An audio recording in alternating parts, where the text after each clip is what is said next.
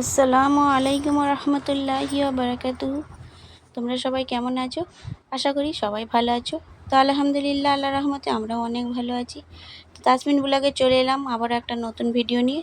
তো চলো স্কিপ না করে দেখতে থাকো। তো সবাইকে জানাই আজকে রমজান মাসের চাঁদ মোবারক। তো কালকে ঈদ হবে, ঘোষণা হয়ে গেছে। তো আজকে হচ্ছে চাঁদ রাত। তো সবাইকে জানাই ঈদ মোবারক। তোমরা সবাই বেড়াতে এসো। ঈদের শুভেচ্ছা রইল সবাইকে, সকলকে, সবাইকে অল ফ্রেন্ড ঈদ মোবারক। তো দেখো গাড়িটা একটুর জন্য রেহাই পেয়ে গেল। গাড়িটা এমন উঠছিল, তো ভয় লাগছিল যে গাড়িটা এবার পড়ে গেল বলে কথা। তো না, সামলে নিয়েছে। তো দেখো আমাদের এখানে রাস্তা হবে, সেই জন্যই গাড়ি এসেছে। এখানে পুকুরটা শুকানো হয়েছে, এই পুকুরের ধার দিয়েই আমাদের রাস্তা হবে। আর পাবলিক রিয়াকশান দেখেছো, কত পাবলিক এসে গেছে।